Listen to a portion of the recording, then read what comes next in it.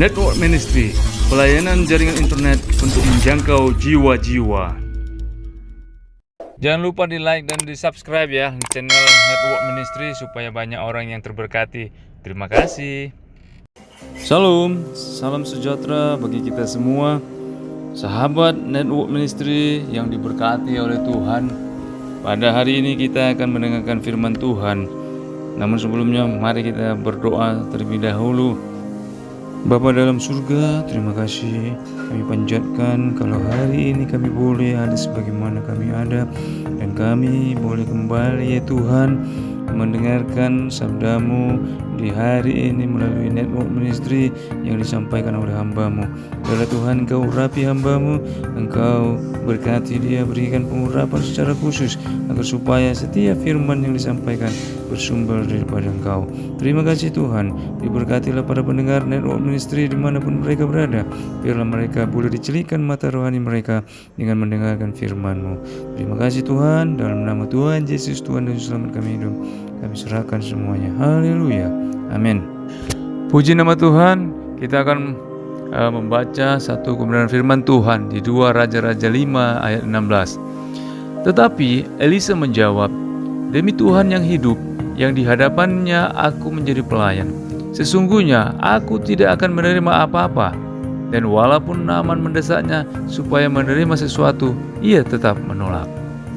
Sahabat Network Ministry yang dikasihi Tuhan, selesai melayani dan menyembuhkan Naaman, Nabi Elisa ditawari pemberian 10 talenta perak dan 6.000 sikal emas dan 10 potong pakaian sebagai balas jasa atas sembuhnya Naaman dari sakit suku kustanya. 2 Raja-Raja 5 ayat 5. Kalau dirupiahkan sekarang ini, nilainya sekitar 10 miliar rupiah. Wow, banyak sekali ya.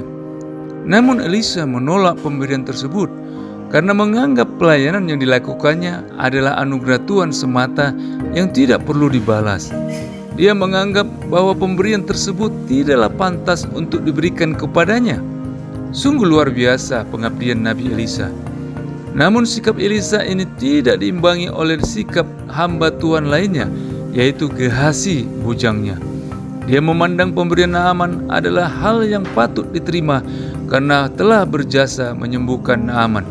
Gehasi memiliki motif uang di dalam pelayanannya dan melihat uang dan harta adalah segala-galanya. Gehasi merupakan gambaran hamba Tuhan masa kini yang melakukan pelayanan sebagai bisnis pribadi untuk mendapatkan uang dan menumpuk kekayaan sebagai keuntungan bagi kehidupannya. Dia memandang pelayanan bagi dirinya hanya sebagai sarana memperkaya diri dengan berkedok hamba Tuhan. Seluruh pelayanan yang dilakukan harus menguntungkan dirinya dan selalu money oriented atau motivasi uang. Jangan heran, khotbah-khotbah yang dibawakan pun selalu membuai jemaat dan tidak jauh dari tema berkat jasmani, tidak jauh dari tema uang, tidak jauh dari masalah persembahan, tidak jauh dari soal perpuluhan, tidak jauh dari tema memberi dan lain sebagainya. Sangat jarang, bahkan mungkin tidak pernah menyampaikan masalah pertobatan, tidak berani menegur jemaat yang salah dan yang telah berbuat dosa dan lain sebagainya, karena takut jemaat tersinggung dan keluar dari gereja yang berdampak berkurangnya uang masuk. Bahkan tidak jarang hamba Tuhan seperti ini akan memilah-milah jemaat mana yang akan dilayani dan jemaat mana yang tidak dilayani alias diwakili oleh orang lain, karena mempertimbangkan masalah persembahan kasih yang akan diterima. Menyedihkan sekali, karena salib Kristus dijadikan sarana mencari uang untuk keuntungan pribadi dan jemaat dijadikan sapi perahan. Benarlah apa yang dikatakan oleh Paulus, bahwa menjelang akhir zaman, manusia akan mencintai dirinya sendiri dan menjadi hamba uang. 2 Timotius 3 ayat 2. Ini adalah kejahatan di mata Tuhan dan merupakan dosa tersembunyi yang tidak disadari oleh hamba Tuhan. Hamba Tuhan seperti ini harus bertobat agar jangan sampai pelayanan yang dilakukan menjadi sia-sia. Yesus sudah berkata akan datang segera. Wahyu 22 ayat 20. Jangan sampai para pelayan seperti ini di waktu penghakiman Tuhan memiliki keberatan karena disamakan dengan Bileam yang menjual pelayanannya demi uang sehingga ditolak oleh Tuhan. Wahyu 2 ayat 14.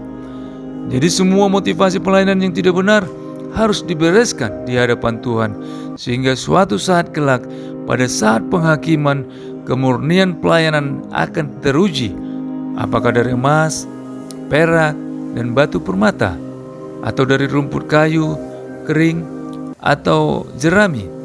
1 Korintus 3 ayat 12-13. Sebagai hamba Tuhan, kita harus memandang bahwa pelayanan yang diberikan Tuhan kepada kita tidak boleh dilakukan dengan imbal jasa harga, sehingga hanya dilakukan kepada mereka yang sanggup untuk membayar. Kita harus melihat bahwa segala sesuatu yang terjadi adalah dari Dia, oleh Dia, dan bagi Dialah kemuliaan sampai selama-lamanya.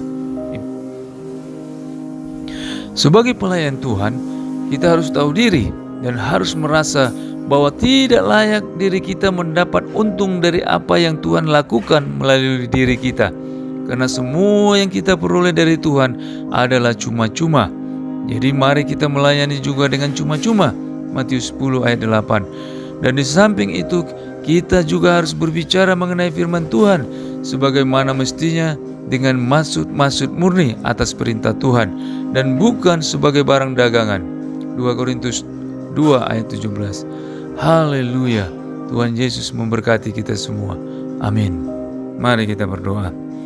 Ya Bapa di surga, terima kasih ya Tuhan kalau pada hari ini Engkau telah ingatkan kami semua dan juga jemaat Network Ministry yang telah mendengarkan firman-Mu ya Tuhan, supaya kami ya Bapa tidak memiliki motif-motif yang lain selain motif untuk menyenangkan hati Tuhan di dalam pelayanan kami, tidak untuk memperkaya diri sendiri, tidak untuk cinta uang, tetapi kami ya Bapa, kami melayani dengan maksud murni ya Tuhan.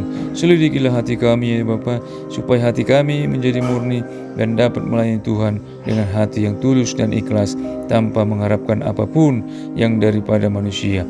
Terima kasih ya Tuhan, kami telah diingatkan, biarlah Roh-Mu terus bekerja dalam hidup kami, dan biarlah para pendengar Network Ministry boleh merasakan lawatan Tuhan dalam hidup mereka, dan mereka boleh menyadari bahwa pelayanan sesungguhnya adalah dari Tuhan yang diterima dengan cuma-cuma, sehingga harus diberikan juga dengan cuma-cuma. Terima kasih Tuhan. Dalam nama Tuhan Yesus Kristus kami telah berdoa dan mengucap syukur. Haleluya. Amin.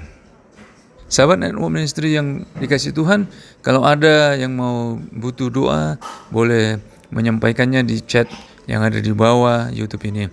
Dan jangan lupa ya, di subscribe dan di share. Terima kasih, Tuhan Yesus memberkati kita semua. Haleluya. Amin.